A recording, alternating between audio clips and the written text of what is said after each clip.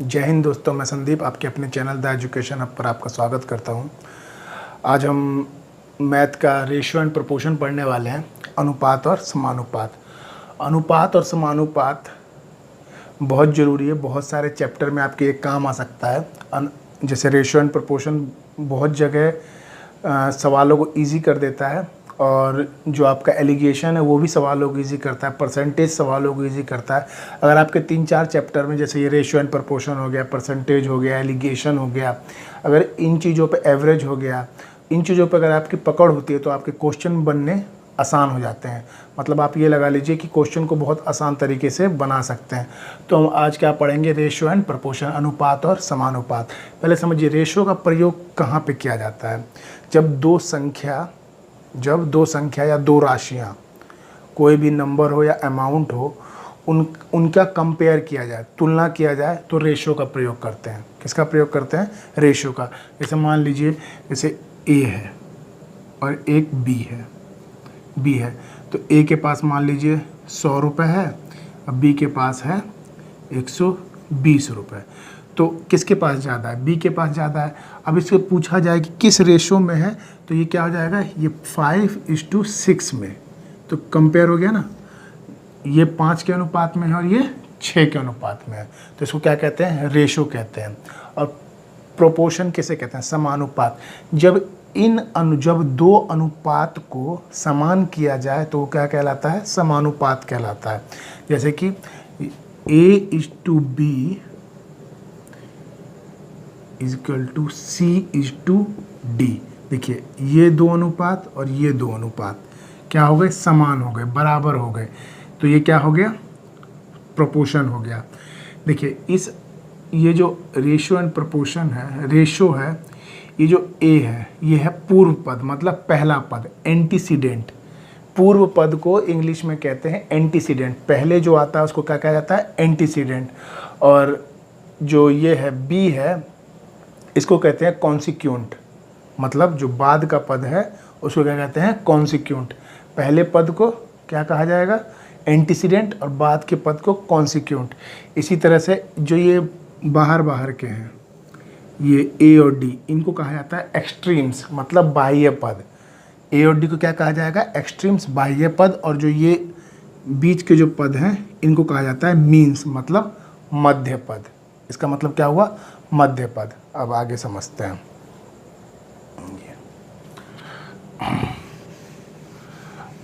आपके ratio and proportion में कभी कभी क्या पूछता है? थर्ड प्रोपोर्शन पूछता है, मतलब तृतीय अनुपात। थर्ड प्रोपोर्शन मतलब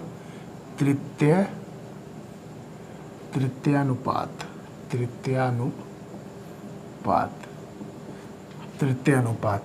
जैसे कि आपको दिया रहेगा A:B। देखिए, तृतीय अनुपात क्या होता है इसे मत समझिए। तृतीय अनुपात निकालने का है, जैसे तो पूछ दिया जाए 4 और 16 का तृतीय अनुपात क्या होगा, तो आप इसको कैसे कर सकते हैं? तो देखिए, जब भी आपसे थर्ड प्रोपोर्शन पूछा जाए, थर्ड प्रोपोर्शन पूछा जाए, तो आपके दिमाग में ये होना चाहिए कि जैसे ही थर्ड, ये जैसे हमारे पास ये, इसको मान लेंगे ए, ये बी, ये क्या हो गया? ए और बी। हमसे थर्ड प्रोपोर्शन पूछा जा रहा है, तो A:B हमारे पास है।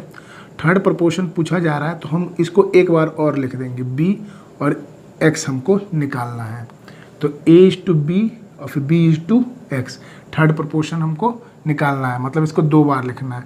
तो आपका देखिए, ये जब अनुपात जो ये होता है, आप इसको ऐसे लिख सकते हैं, A/B और बराबर, ये समानुपात जो है, प्रोपोर्शन जो है, ये बराबर का साइन होता है, B/X। और ये आपका क्या हो गया? X बराबर में B²/A। और यही आपका एक फार्मूला बन जाता है, B²/A। ये क्या हो गया? आपका एक फार्मूला बन गया। तो या तो आप डायरेक्ट याद रख लीजिए कि थर्ड प्रोपोर्शन निकालना है तो बी स्क्वायर अपॉन ए कर देंगे। थर्ड प्रोपोर्शन के लिए क्या कर देंगे, बी स्क्वायर अपॉन ए। लेकिन मान लीजिए एग्जाम में आपको याद नहीं रहता, क्योंकि थर्ड प्रोपोर्शन है, मीन प्रोपोर्शन है, फोर्थ प्रोपोर्शन है, आपको याद नहीं आ रहा है कि इसमें कौन सा फार्मूला लगेगा। तो याद रखिए, जब थर्ड प्रोपोर्शन पूछे तो आप ये ए मानिए, ये बी मानिए और इसको एक बार और लिखिए और फिर आप एक्स लिख दीजिए, तो वो थर्ड प्रोपोर्शन हो जाएगा। या फिर डायरेक्ट याद रखिए, थर्ड प्रोपोर्शन का मतलब क्या हो गया कि बी को 2 बार करना है, यानी बी स्क्वायर बाय ए। तो इसका क्या आंसर हो जाएगा, 4 और 16 का तृतीय अनुपात, मतलब 16:16। 16 का स्क्वायर क्या हो गया, 16:16 अपॉन में 4। तो इससे ये कटा और ये आपका 64 आंसर हो गया। ये आपका 64 आंसर हो गया। अब देखिए, अब करते हैं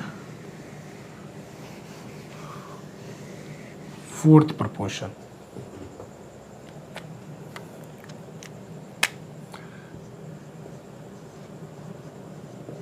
फोर्थ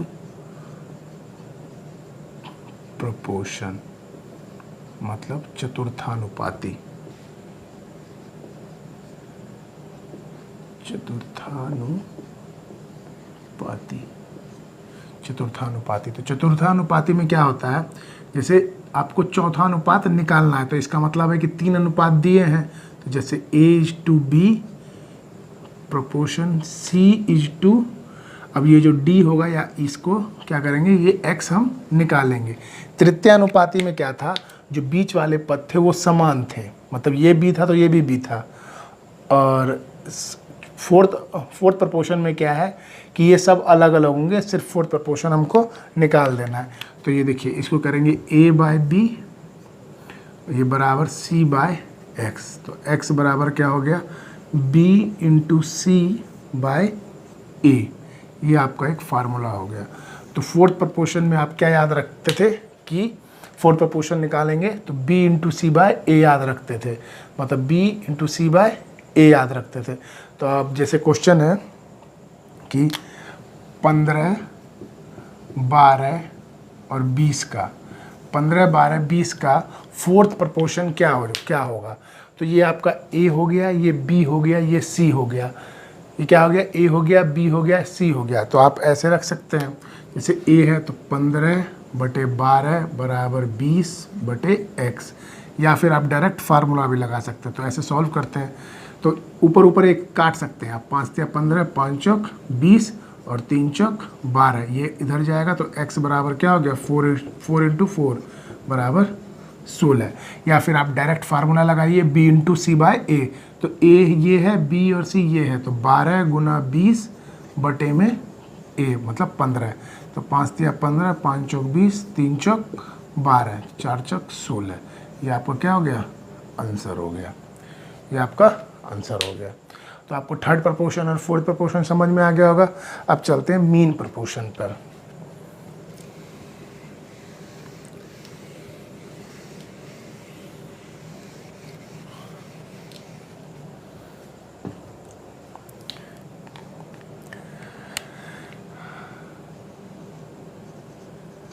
मीन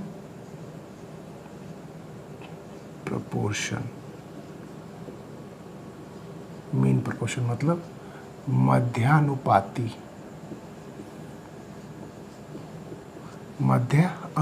मध्यानुपाती में क्या होगा, जैसे आपको अब क्या निकालना है, बीच का निकालना है। क्या निकालना है, बीच का। तो ये हो जाएगा A:x प्रोपोर्शन X:B।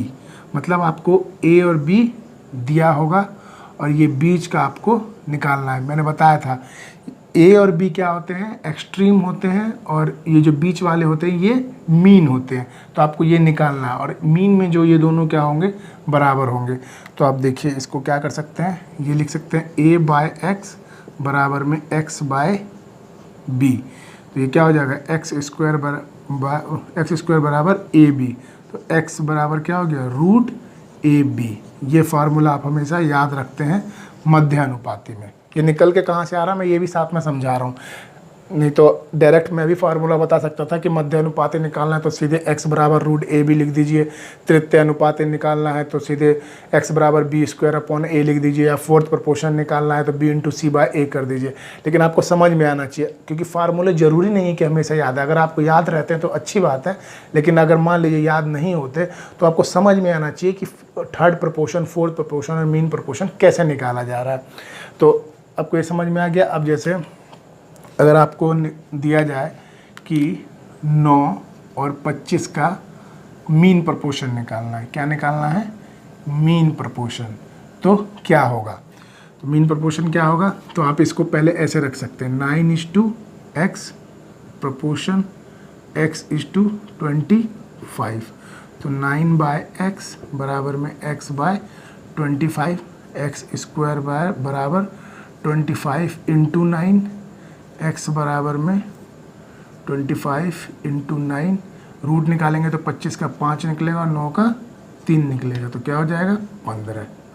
तो ये आपका आंसर हो गया। या फिर डायरेक्ट फार्मूला लगा दीजिए, x रूट ए बी, तो a क्या है? 9 और b क्या है? 25। तो 9 का ये 3 आ गया और ये 5 आ गया, 15।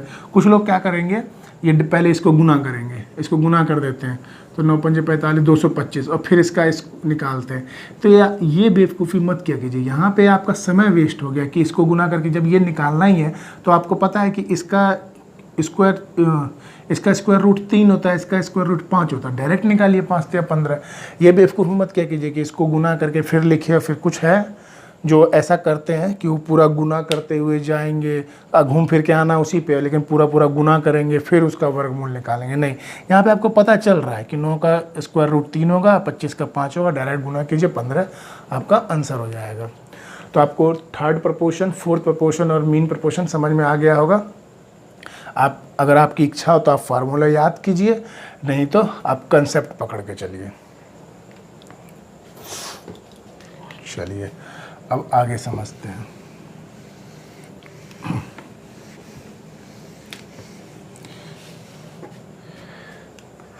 देखिए जैसे क्या है, आपको दे दिया कि A:B, A:B और B:C आपको दिया है, और आपसे पूछ देगा क्या? A:B:C निकालिए। मान लीजिए A:B दिया हुआ है आपको 2:3 और B:C दिया हुआ है आपको 4:5, और आपको ये पूछ दिया गया है कि A:B:C क्या होगा। अब आप इसको कैसे निकालिएगा? तो देखिए, इसको निकालने के दो तरीके। अब एक चीज़ समझिए, यहाँ भी B है, यहाँ भी B है, इसका मतलब है दोनों जगह B है। जब दोनों जगह एक ही चीज़ है तो इनके रेशो क्यों अलग अलग हैं? इनके रेशो कभी भी अलग नहीं हो सकते। जब A:B क्या दिया हुआ है? 2:3 दिया है, और B:C क्या दिया हुआ है? 4:5 दिया हुआ है। ठीक है, तो जब B दोनों जगह है तो आप इस दोनों को, ये दोनों यहाँ पे अलग, ये 3 है, ये 4 है, या तो इसको 4 कर दीजिए या इसको 3 कर दीजिए, दोनों को बराबर करना पड़ेगा। अब इसको 4 कैसे कर सकते हैं? नहीं कर पाइएगा ना, ऐसा क्या गुना करेंगे? तो आप क्या कीजिए, इस 4 से यहाँ गुना कर दीजिए, इस 3 से यहाँ गुना कर दीजिए, तो ये बराबर हो जाएगा। तो आपको यहाँ पे अगर ये 4 से, अब जब 4 से गुना करेंगे तो सिर्फ B को ही नहीं, A को भी करना पड़ेगा आपको, और इसको 3 से गुना कीजिए, तो ये हो जाएगा A:B क्या हो जाएगा? 3 दूनी 6 और 4 2 8, 4 3 12, B:C क्या हो गया? 3 4 12, 3 5 15। अब देखिए ये बराबर हो गया, B बराबर हो गया। जब B बराबर हो गया इसका मतलब क्या है? A:B:C बराबर A क्या है? 8, B बराबर हो गया तो ये 12, और C क्या हो गया? 15। ये आपका क्या हो गया? आंसर हो गया। आप इस तरह बराबर कर सकते हैं। एक तरीका और है, आप क्या कर सकते हैं, जैसे आपने लिखा A:B बराबर में 2:3 और B इज टू C बराबर में क्या है 4:5। जब आपको A is to B is to C अगर निकालना हो तो आपको क्या करना है, देखिए पहले इन दोनों को गुना कीजिए, 4 दूनी 8, ये आपका A का वैल्यू आ गया। फिर आप क्या कीजिए, इन दोनों को गुना कीजिए, 3 चौक 12, ये आपका B का वैल्यू आ गया। अब उसके बाद आप इन दोनों का गुना कीजिए, तो ये क्या आ गया 3 पंजे 15, ये आपका C का वैल्यू आ गया, ये आपका आंसर हो गया। समझ में आया। अब चाहे आप इस तरीके से कर लीजिए, चाहे इस तरीके से। मेरे अगर आप पूछेंगे कि सर आप किस तरीके से करेंगे, तो मैं इस तरीके से करूँगा, क्योंकि इस तरीके से करना आसान हो जाता है।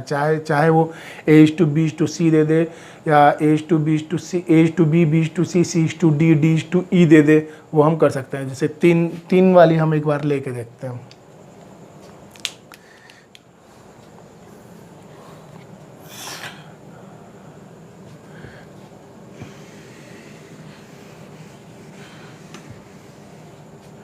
जैसे मैं इसी को आगे बढ़ाता हूँ, A/B 2:3, B/C 4:5, और एक ले लेते हैं C/D, क्या 2 3 4 5, तो इसको ले लेते हैं 6:7 ले लेते हैं। अब देखिए इसमें क्या होगा, अगर आप अब देखिए इसमें क्या है, A/B बराबर 2:3, फिर B/C बराबर 4:5, और C/D बराबर 6:7। क्या हो जाएगा 6:7। अब देखिए इसके अंदर अगर आप बराबर करते हैं, पहले आपको B बराबर करना होगा, जब B आ जाएगा तो फिर आपको C बराबर करना होगा। जैसे यहाँ पे मान लीजिए आपने इसको पूरी संख्या को 4 से गुना किया, इसको 3 से किया, तो यहाँ क्या हो जाएगा 4 दूनी 8, 4 तिया 12, यहाँ 3 चौक 12, यहाँ पे 3 पंजे 15। अब देखिए यहाँ पे क्या है C/D है 6:7। अब देखिए यहाँ पे तो C 15 हो गया, यहाँ 6 हो गया, तो ये कैसे, तो आपको इसको भी तो बराबर करना होगा। जब आप इसको बराबर करने जाइएगा तो मान लीजिए इसको मैं 5 से गुना करता हूँ, इसको 5 से, और इसको 2 से गुना करता हूँ, क्योंकि हो जाएगा 5 6 30, 15 दूनी 30। अब देखिए 8:12, 24:30, और 30 क्या हो गया 35। अब देखिए इसमें गड़बड़ क्या हो गई, ये दोनों बराबर हो गए, अब ये दोनों अलग हो गए। अब ये 24 है तो इसको 24 होना चाहिए, तो अब इसको फिर से 2 से गुना करना पड़ेगा। तो 2 8 16 और 2 12 24। अब में हमारे पास फाइनल आ गया है, तो क्या हो जाएगा A/B/C।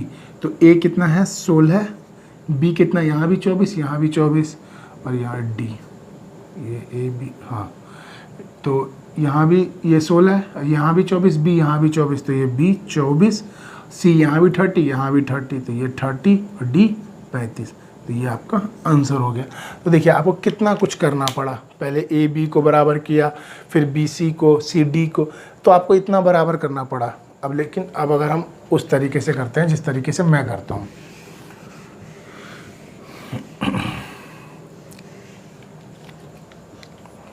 जैसे क्या था A/B बराबर 2:3, B/C क्या था 4:5, और C/D क्या था 6:7। तो देखिए मैंने क्या बोला था, आपको निकालना है A/B/C/D। तो पहले आप क्या कीजिए, इसको गुना कीजिए, 4 दूनी 8 6 48, ये आपका A हो गया। अब B निकालने के लिए इधर वाला भूल जाइए, इसको और इसको गुना कीजिए, तो 3 चौक 12 6 72। अब C निकालने के लिए इसको और इसको गुना कीजिए, 3 पंजे 15 6 90, और फिर 3 पंजे 15 7 105। तो देखिए 3 से कट जाएगा, 3 16 48, 3 24 72, 3 30 90, और 3 35 105। देखिए आ गया ना 16 24 30 35 जो उसमें। तो ये कितना आसान हो गया।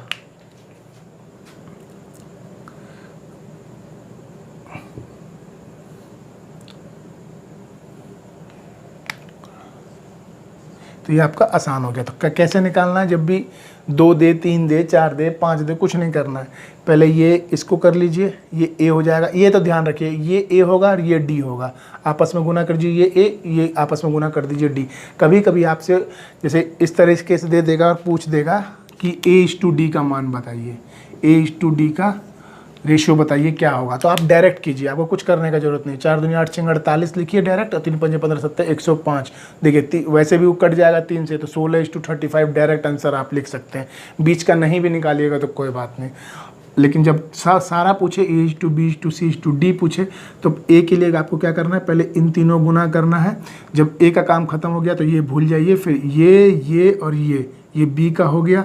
जब बी का काम खत्म हो जाए तो इसको भूल जाइए, तो फिर ये और ये, तो ये सी का काम हो गया। जब सी का भी काम खत्म हो जाए तो ये अब ये डी बच गया, तो आप लिख दीजिए। देखिए अगर कट रहा है तो, और रेशो का मतलब आप जितना छोटा करते चले जाइए उसको। तो ये मैंने ये देखा 48 72 90 105 आया, ये 3 से कट रहा था, तो 3 से काट दिया, तो क्या हो गया 16 24 30 और 35। ये आपका आंसर हो गया।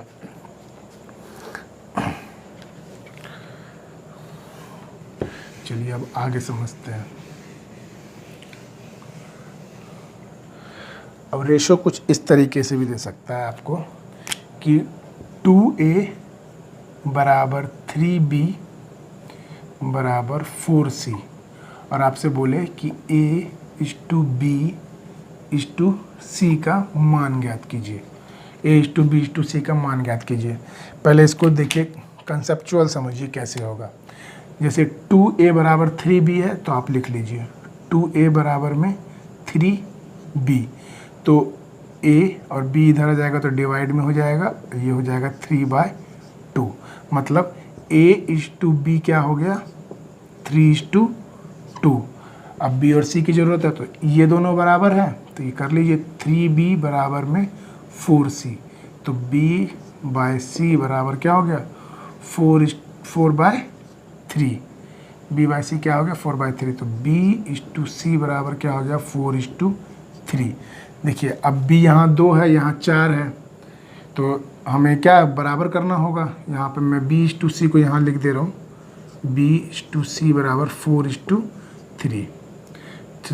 तो ये 4 है, तो यहाँ पे ही 4 लाना होगा, तो यहाँ पे इसको सीधे 2 से गुना कर दीजिए, तो क्या हो जाएगा 6/4, और ये हो जाएगा 4/3। तो A/B/C क्या हो गया 6/4/3। ये आपका क्या हो गया आंसर हो गया। ये हुआ कंसेप्ट। अब देखिए इसको और कैसे कर सकते थे। अब मान लीजिए जैसा आपको क्या निकालना है, A निकालना है। A/B/C पूछा है और आपको ये दिया हुआ है 2a बराबर 3b बराबर 4c। अब आपको A निकालना है, तो A को छुपा लीजिए, और A को छुपा लिया। अब इन दोनों को गुना कीजिए। जब A निकालना हो तो क्या करना है, A को छुपा लेना है और इन दोनों को गुना करना है। तो A बराबर क्या हो जाएगा, इन दोनों गुना करेंगे तो 4 तिया 12। अब B निकालना है, तो B को इसी तरह छुपा लीजिए। B को छुपा लिए तो क्या बचा 4 और 2, तो 4 दूनी 8, तो यहाँ 8 लिख लीजिए। अब C निकालना है, तो C को छुपा लीजिए, 3 दूनी 6, तो यहाँ 6 लिख दीजिए।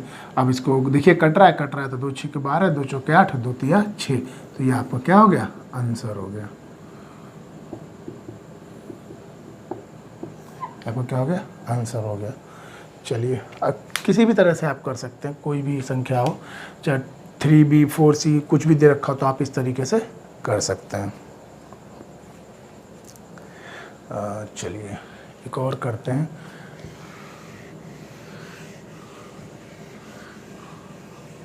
इसी को देखिए, जैसे मान लीजिए अब यहाँ पे बढ़ा दिया आपको ये 2a 3b 4c, और यहाँ दे दिया बराबर 6d, और आपसे पूछ दिया A/B/C/D क्या होगा। तो वही काम कीजिए, A पूछा है, A को छुपा लीजिए, गुना कीजिए आपस में, 4 तिया 12 6 72, तो A क्या हो जाएगा 72। उसके बाद B, तो B को छुपा लीजिए, 6 चौक 24 दूनी 48। फिर C के बारे में पूछा, C को छुपा लीजिए, 6 तिया 18 दूनी 36। D के बारे में पूछा, D को छुपा लीजिए या भूल जाइए, बाकी जो बचा उसको गुना कर लीजिए, 4 तिया 12 दूनी 24। तो ये हो गया A/B/C। देखिए कट रहा है, तो कट तो रहा है, 3 से शायद कट जाएगा, 3 24 72, 3 16 48, 3 12 36, 3 8 24। अब ये और कटेगा 2 से, 2 12, 2 अट्ठे, 2 छिक्के 2 चौके, और कटेगा 2 छिक्के 12, 2 चौके 8, 2 तिया 6, 2 दूनी 4। तो क्या हो गया 6:4:3:2 हो जाएगा। तो ये आपका आंसर हो गया। आप डायरेक्ट भी काट सकते थे, 12 से 12 छिंग 72, 12 चौक 48, 12 तिया 36, 12 दूनी 24। ये आंसर हो गया। बस मतलब स्ट्राइक क्या कर जाता है दिमाग में, उस पर डिपेंड करता है। अगर आपको डायरेक्ट पता चल रहा है कि हाँ ये 12 से कट रहा है तो काट सकते हैं, नहीं तो आप 2 से 3 से इस तरह से काट करके आप यहाँ तक पहुँच सकते थे। आपका आंसर हो गया। चलिए अब आगे बढ़ते हैं।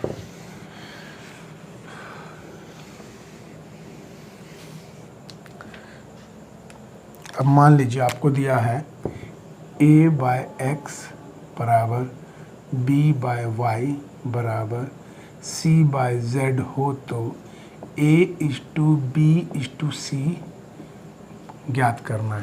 तो जब भी इस तरह का आपको दिया हुआ हो तो a:b:c बराबर होता है x:y:z। ये सीधे आपका आंसर हो जाएगा।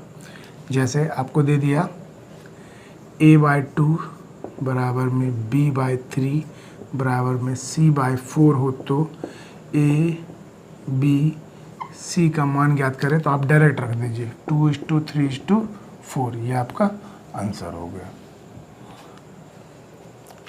समझ में आ रहा है? जब ये दिया हो a/x b/y c/z बराबर a:b:c पूछे तो आप डायरेक्ट रख दीजिए।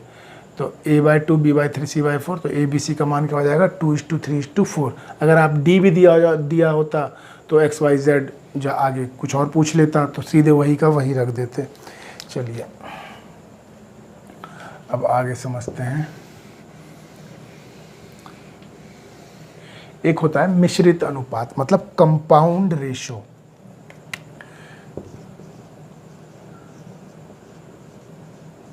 कंपाउंड रेशो मतलब मिश्रित अनुपात। मिश्रित अनुपात इसमें क्या रहेगा, जैसे आपको दे दिया गया 2:3, 4:7, 6:8। इसका आप कंपाउंड रेशो निकालिए। तो कंपाउंड रेशो निकालने के लिए क्या है, जो भी आपका एंटीसीडेंट है, जितने भी एंटीसीडेंट है, इसमें एंटीसीडेंट क्या है, पूर्व पद, मतलब 2, 4, 6 ये पूर्व पद हो गए, और कॉन्सिक्यूंट मतलब बाह्य पद 3, 7, 8 ये हो गए। तो हम एंटीसीडेंट को आपस में गुना कर लेंगे, तो 2:4:6 बटे में फिर कॉन्सिक्यूंट को आपस में गुना कर लेंगे 3:7:8। यही आपका आंसर हो जाएगा। काटना है तो काट लीजिए, कट रहा है तो 4 दूनी 8, 2 तिया 6, 3 से 3 गया, आपका आ गया 2/7। यही आपका कंपाउंड रेशो हो गया। 2/7 आपका क्या हो गया, कंपाउंड रेशो हो गया। तो ये आपको समझ में आ चुका है। अब देखिए आप समझते हैं मल्टीप्लायर।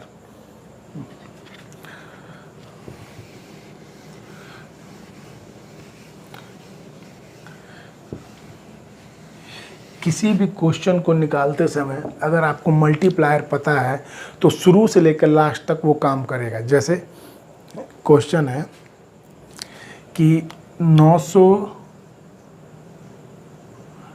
रुपए को, या 900 कोई चीज़ है, वस्तु है, टॉफ़ी है, कुछ भी है, उसको आपको को 3 भाग में बांटना है। कितने भाग में बांटना है 900 को? 3 भाग में। 3 भाग में बांटना है। और किस अनुपात में बांटना है?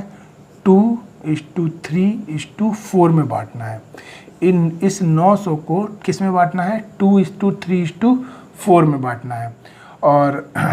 और इसमें पूछा गया है कि तीनों को कितना कितना मिलेगा, मतलब 900 को 3 भागों में बांटना है, जो बटा हुआ 2:3:4, और सबको कितना कितना मिला। तो इसका क्या तरीका है, आप देखिए कैसे करते हैं। आप ये 2x हो गया, ये 3x प्लस 4x, ये टोटल ही तो 900 है ना। 2x 3x प्लस 4x, ये टोटल क्या है 900 है। तो इसके बराबर में 900 रख देंगे, ठीक है। और ये हो जाएगा 4 3 7 2 9x, 9x बराबर में 900, x बराबर में 100। तो ये 2 का, अब x की जगह 2 यहाँ 2x है तो x x की जगह 100 रखिए तो ये हो जाएगा 200, इसमें रखिएगा तो ये हो जाएगा 300 और ये हो जाएगा 400। देखिए टोटल इसका आ रहा है 900, तो आपका इसको मिला 200, इसको 300, इसको 400 हमने बांट दिया। तो देखिए ये तो हो गया एक तरीका, ये कंसेप्चुअल है, कंसेप्ट से निकाल लिया हमको। लेकिन जब एग्ज़ाम में आएगा तब क्या करेंगे, एग्ज़ाम में आता है तब क्या करेंगे। देखिए हमें पता है इस 900 को इसी 3 में बांटना है, तो ये ही 3 तो टोटल ये है ना, तो आप डायरेक्ट जोड़िए 4 3 7 2 9, तो 9 बराबर क्या हो गया 900 हो गया। जब 9 बराबर 900 है तो 1 बराबर 100 हो जाएगा, मतलब 9 का मान 900 है, कोई भी चीज़ 9 का मान 900 है तो 1 का मान क्या होगा 100, और यही 100 आपका मल्टीप्लायर हो गया। ये क्या हो गया मल्टीप्लायर, यही 100 आपका क्या है मल्टीप्लायर है। अब आपसे कुछ भी पूछ दे, मान लीजिए ये A है, ये B है, ये C है, तो अब इस मल्टीप्लायर का ये फ़ायदा है, आपसे कुछ भी पूछे आप सिर्फ 100 से मल्टीप्लाई कर दीजिए। जैसे आपसे पूछे A का मान क्या है तो 100 को 2 से गुना कर दीजिए 200, आपसे पूछे C का मान क्या है तो 100 को 4 से गुना कर दीजिए 400, पूछे B का मान क्या है 100 को 3 से गुना कर दीजिए 300। तो आपको जिसका भी पूछेगा तो आप डायरेक्ट 100 का मल्टीप्लायर रख दीजिए, किसी से भी गुना कीजिए, वो क्या हो जाएगा उसका आंसर हो जाएगा। मान लीजिए आपसे पूछता है B का मान क्या है, तो B का मान क्या हो गया 100 को 300 गुना किया 300, ये आपका आंसर हो गया। तो मल्टीप्लायर अगर पता चल जाता है तो आपको समझ लीजिए सब कुछ पता चल गया। जैसे क्वेश्चन है, एक अस्पताल में कुछ डॉक्टरों तथा नर्सों की संख्या कितनी है 240 है। यदि डॉक्टर तथा नर्स किस अनुपात में हो 5:7 है तो नर्स की संख्या ज्ञात कीजिए। क्या ज्ञात करना है नर्स की संख्या। तो आप देखिए इसमें क्या था, डॉक्टर प्लस नर्स टोटल कितने थे 240 थे, और डॉक्टर और नर्स का अनुपात कितना दिया हुआ था, नर्स का अनुपात था 5:7, ये आपका अनुपात था। तो मतलब ये दोनों किसके बराबर है 240 के, मतलब 7 और 5 12 बराबर 240, एक बराबर कितना हो गया 20, यही 20 आपका मल्टीप्लायर हो गया। अब आपसे पूछा क्या है नर्स की संख्या बतानी है, तो नर्स कितनी है 7, तो 20 को 7 से गुना कर दीजिए तो आपका आंसर क्या हो जाएगा 140, ये आपका आंसर हो जाएगा। तो रेशियो एंड प्रोपोर्शन में जो बेसिक चीज़ें थी जो आपको आनी चाहिए थी वो मैंने बता दिया है। कल से हम लोग क्वेश्चन बनाना स्टार्ट कर देंगे। तो लूसेंट में ये जितनी भी चीज़ें हैं ये आपको, अब ये लूसेंट से ही कुछ क्वेश्चंस लिए थे मैंने, अब मैं आपको इसके लूसेंट जो रेलवे का लूसेंट आता है उसके मैं क्वेश्चन सॉल्व करवाऊँगा। जो मतलब अब मान लीजिए एक तरह के 5 क्वेश्चन, तो 5 सॉल्व करने की जरूरत नहीं है, उस टाइप का एक क्वेश्चन सॉल्व करेंगे। फिर हम ये तो जानते ही आप रेलवे में बहुत आसान सवाल पूछे जाते हैं, इसको बनाने के बाद हम एसएससी के ऊपर चलेंगे, जो राकेश यादव सर की बुक है उसको बनाएंगे, वो थोड़े से हाई लेवल के होते हैं, तो उसको बनाने की कोशिश करेंगे। और जब उन क्वेश्चनों को हम ऑप्शन से देखेंगे, जब दिमाग पर ज़्यादा जोर डालेंगे तो और ज़्यादा क्लियरिटी आएगी। तो आज के लिए बस इतना ही। अगर आपको ये सेशन अच्छा लगा है तो प्लीज़ लाइक ज़रूर कीजिएगा और शेयर करना मत भूलिएगा। तो आज के लिए बस इतना ही। Thank you, have a nice day.